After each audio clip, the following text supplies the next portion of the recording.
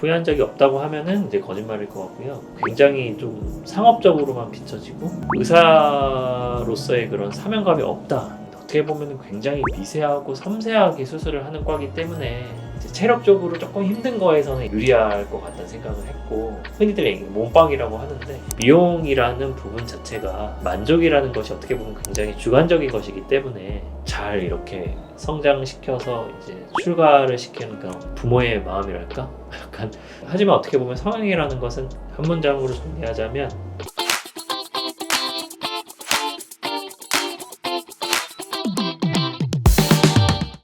네, 원장님 안녕하세요. 네, 안녕하세요. 네, 원장님 오늘은 원장님 개인적인 그런 스토리들이 좀 궁금해서 질문들을 한번 뽑아봤는데요. 제가 질문하면은 답변해 주시면 될 것 같습니다. 원장님 왜 성형외과 의사가 되셨나요? 일단은 의대 생활을 할 때나 인턴을 볼 때 어떤 과를 할까 이제 많이 고민을 하게 되는데요. 환자를 보는 그런 과들 중에서는 기본적으로 이제 내과 계열이 있고 외과 계열이 있습니다. 그 당시에 제가 생각할 때에는 내과는 그런 내과적인 그런 지식만 갖추지만 외과는 내과적인 지식이랑 어떻게 보면 그런 수술적인 술기도 같이 할 수 있는 그런 영역이기 때문에 더 포괄적으로 많이 알 수 있지 않을까 하는, 어떻게 보면 굉장히 좀 어린 생각이긴 한데 그런 생각을 좀 해봤던 것 같고요. 또 하나는 굳이 이제 외과를 하고 싶었던 이유 중에 하나는 어떻게 보면은 굉장히 똑똑한 친구들 중에서는 이제 여학생들도 많았는데 여학생들을 이렇게 공부로 이렇게 이기기가 굉장히 힘들다는 거를 학교 다니면서도 많이 생각을 했었고, 체력적으로 조금 힘든 거에서는 이제 아무래도 제가 조금 남자니까 유리할 것 같다는 생각을 했고, 흔히들 얘기하는 몸빵이라고 하는데 그런 면에서는 좀 외과 계열이 어떻게 보면은 체력적으로도 힘든데도 또 머리도 많이 써야 되는 거니까 조금 더 경쟁력이 있다, 그런 생각을 좀 해봤던 것 같습니다. 그리고 이제 많은 외과 계열 과들이 있는데 그 중에서도 굳이 성형외과를 한 거는 학창 시절부터 막 꼭 해야겠다 이렇게 생각을 하고 지냈던 거는 솔직히 아니고요. 어떻게 보면 굉장히 미세하고 섬세하게 수술을 하는 과이기 때문에 그런 것들이 좀 재밌을 것 같다, 좀 매력이 있다, 이런 생각도 많이 했었고, 또 다른 외과 계열 수술보다는 결과를 즉각적으로 내야 되는 그런 수술이기 때문에 결과를 바로 볼 수 있고 또 환자한테도 바로 이렇게 어필할 수 있는 게 굉장히 좀 매력이 있다, 그런 생각도 했었던 것 같고, 또 그런 전망에 있어서도 그 당시만 해도 굉장히 좀 전망이 좋은 그런 과였기 때문에 그러한 것들이 저한테 좀 매력으로 다가와서 이 과를 선택했던 것 같습니다. 전문의가 되기까지 수련 과정은 안 힘드셨나요?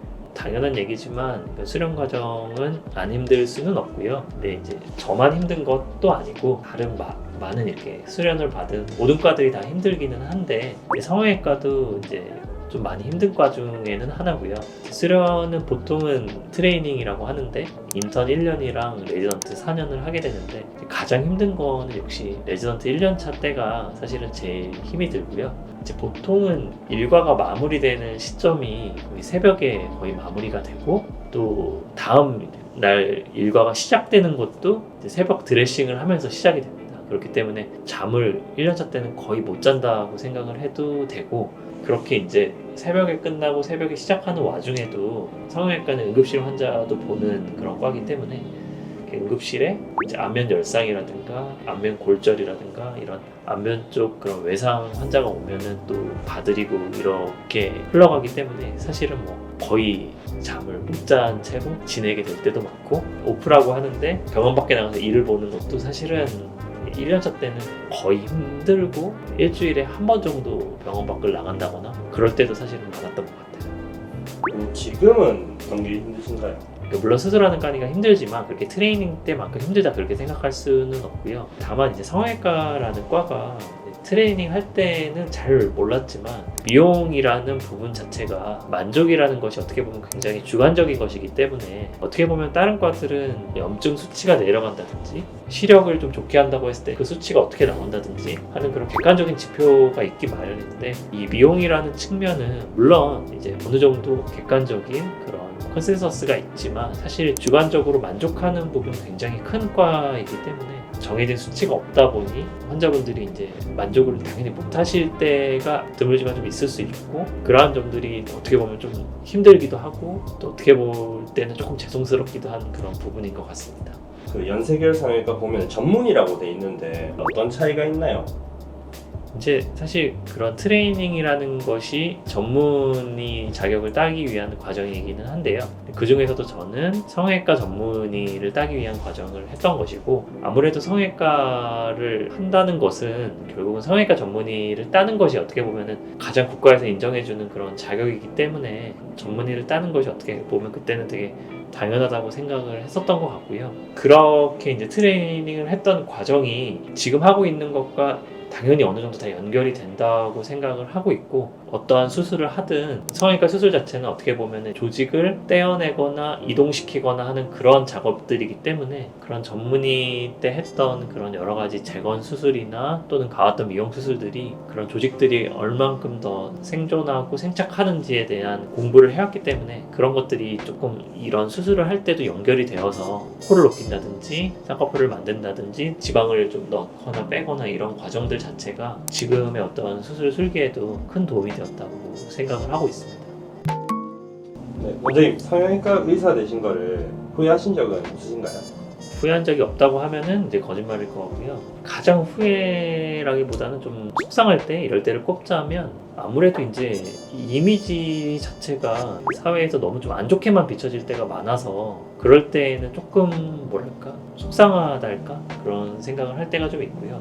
어떤 이미지냐면은 사람을 이제 죽고 사는 그런 삶의 경계에 있는 그런 환자들을 치료하는 그런 과가 아니기 때문에 굉장히 좀 상업적으로만 비춰지고 의사로서의 그런 사명감이 없다 이런 식으로 이제 비춰질 때도 많고, 언론에서는 성형외과 의사의 어떤 그런 범죄라고 표현되는 많은 그런 어떤 사건들이 사실은 실제 성형외과 전문의가 아닌 다른 탁과 전문이거나 그냥 일반의 선생님들인데도 성형외과라고 이렇게 타이틀만 걸어놓은 그런 곳에서 이루어지는 그런 사건들도 다 이제 성형외과 전문의가 벌인 그런 사건으로만 이제 언론에서는 얘기를 하니까, 또는 일반 분들은 그런 정확한 내막은 잘 모르시니까 그런 것들만 받아들이시고 이제 굉장히 좀 안 좋게 생각하거나 좀 나쁘게만 생각할 때에는 굉장히 치열하게 노력하고 공부하는 그런 집단인데도 불구하고 그런 식으로 이제 나쁘게 평가절하돼서 매도되는 것들이 굉장히 좀 속상할 때는 있는 것 같습니다. 그러면 반대로 만족감이나 보람을 느끼실 때는 있으실까요? 당연한 얘기겠지만 만족할 때는 이제 환자분들이 그런 결과에 대해서 굉장히 좋아해 주실 때가 그렇고요.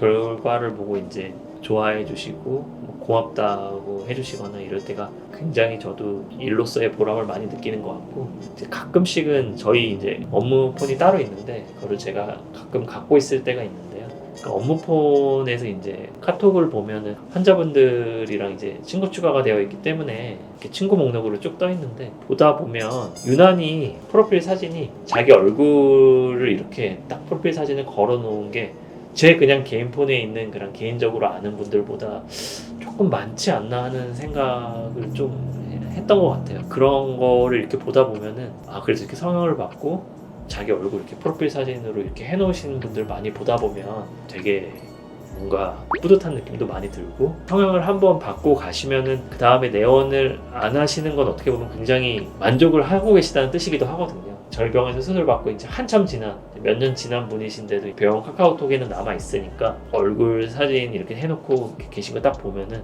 그 뒤로도 만족 많이 하시면서 잘 지내시는 것 같아 보여서, 물론 속사정을 정확히 알 수는 없지만 그럴 때에는 굉장히 좀 뿌듯하기도 하고, 표현이 좀 그렇지만은 잘 이렇게 성장시켜서 이제 출가를 시키는 그런 부모의 마음이랄까? 약간 좀 그런 느낌으로 잘 지내고 계시는구나, 그런 걸 좀 보면서 보람을 많이 느끼는 것 같습니다. 그럼 다시 고르는 순간이 와도 성형외과 고르시나요?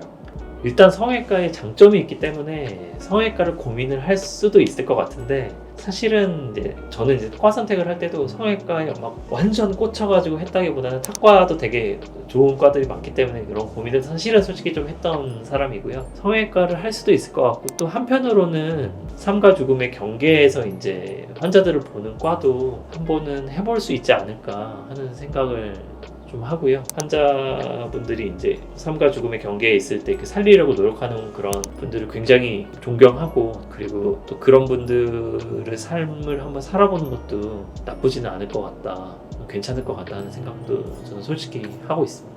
원장님에게 성형이란?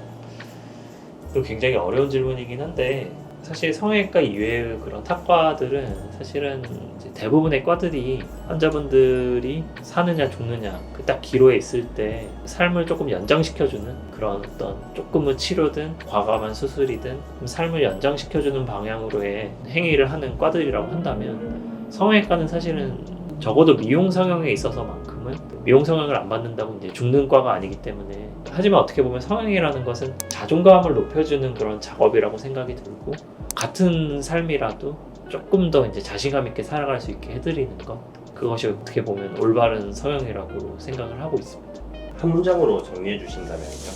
한 문장으로 정리하자면, 성형이란 나 자신을 조금 더 사랑하게 해주는 그런 작업이다. 다시 말해서 자존감을 좀 높여주는 작업이다. 그렇게 생각을 하는 게 가장 맞을 것 같습니다. 오히려 더 궁금한 건 혹시 선생님 고등학교 때 반에서 몇 등 하셨나요? 그러니까 꼭 등수가 정해져 있지는 않았지만 항상 상위권이었던 거는 맞고, 전교에서 1등도 사실은 해본 적도 있고, 항상 1등이었던 것도 아니었기 때문에 좀 상위권에 있었다, 그 정도였던 것 같습니다.